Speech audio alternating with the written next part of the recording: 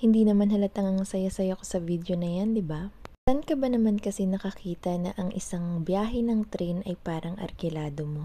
Nagkasundo nga kami ng mga senpai ko na kumain ng ramen noong nakaraang Sabado since maulan din ang panahon. Tara, samahan niyo akong balikan ang mga kaganapan noong nakaraang Sabado. Half day nga lang yung pasok namin nung araw na yan, from 5 AM to 10 AM lang. At wala na naman kaming gagawin maghapon, kaya napagkasunduan namin na lumabas muna para kumain ng ramen. Tama ang narinig nyo, magraramen ulit tayo. Since 5 PM pa naman yung lakad namin, nag-decide na muna ako na maglaban ng mga damit ko para naman hindi masayang yung oras, di ba? And syempre, para maging productive tayo that day. Sinalang ko na nga yung mga damit ko at isinampay ko na rin pagkatapos. And after nun ay nag-prepare na nga rin ako para sakaling mas maaga ang yayaan sa alas 5 is ready na tayo. Naglagay lang ako dyan ng sunscreen, nag-curl ng eyelashes, naglagay ng mascara, nag-lip tint and charan! Ready na ang person. Yung ready ka na tapos biglang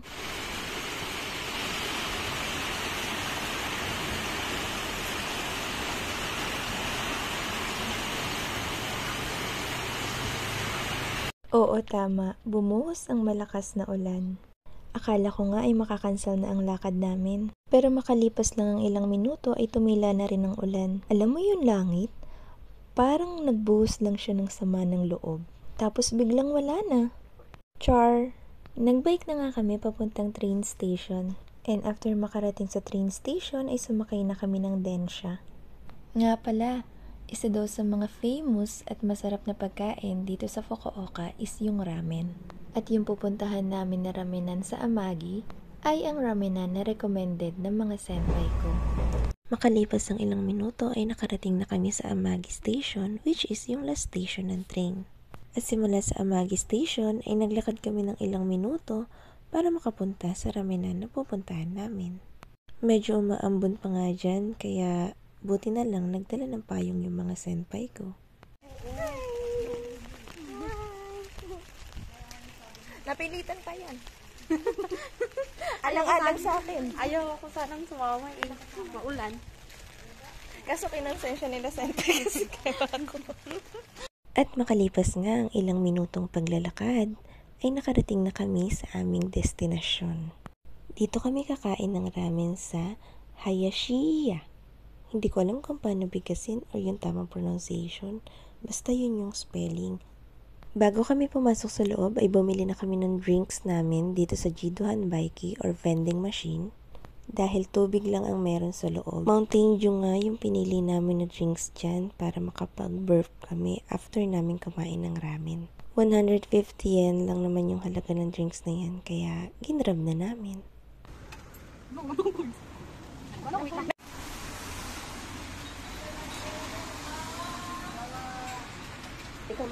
After namin bumili ng drinks ay pumasok na kami sa loob. Pagpasok sa loob ay bubungad sa'yo ang machine na ito.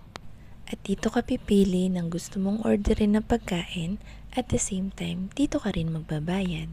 Pumili na nga ako dyan ng ramen at nagkakahalagang 890 yen yung pinili ko, which is yung original na ramen na recommended ng mga senpai ko. May tupingan ng kaunti yung perang papel na inilagay ko dyan kaya niluwa ng machine. Pero bandang huli ay tinanggap din naman niya. After mo magbayad at pindutin kung ano yung order mo, ay lalabas na yung ticket. Kung alam mo may sukli ka, huwag mo kalimutan na pindutin yung circle na yan. Ito nga pala yung itsura ng restaurant nila. Medyo maliit, pero sobrang linis naman. Kompleto na rin isinerve yung mga order namin dyan makalipas ang ilang minuto, kaya it's kain time! Order din pala yung senpai ko ng tsahan dyan or nung fried rice dahil recommended din nila yun. Sobrang sarap daw. At sa pagtikim ko ay hindi naman ako nabigo. Ako pa nga ay nakaubos. Sa pagkakataon na yun ay mini-discover na talent si Senpai Levi. Kaya niyang pagalawin yung lata sa ibabaw ng lamesa. After namin kumain or maubos yung pagkain namin, ay napagkasunduan namin na maglakad-lakad muna dahil busog na busog kami. Habang naglalakad kami papunta sa McDo ay may naalalang kwento ang isa sa mga senpai ko. Naglalakad ito si bata, tapos tinulungan niya si matanda. Tapos ang ginawa ng matanda. And here we go! Andito na tayo sa McDonald's. Pumasok na nga kami at umorder ng pwede naming ipanghimagas sa ramen na kinain namin. At ayan, yung mga in-order namin. After ulit kumain ay naglakad pa kami papunta sa Daiso. Sabi ko magtitingin-tingin lang ako kung ano yung mga tinda nila dito sa Daiso. Pero hindi talaga pwedeng lalabas ako nang walang mabibili. At inabot na nga kami ng gabi at halos kami na rin ang nagsara ng Daiso. Ewan ko ba, tuwing papasok kami dyan sa Daiso, palaging meron at meron kaming mabibili paglabas namin. Yung hindi mo naman kailangan na gamit at the present time, pero mabibili mo dahil alam mo the near future ay magagamit mo. At makalipas nga ulit ang ilang minutong paglalakad, ay nakarating na kami dito sa train station at dumating na rin yung train na sasakyan namin. Sa mga oras na yan, grabe, walang pasahero, parang arkilado namin. Kaya napatiktok ang aking mga senpai.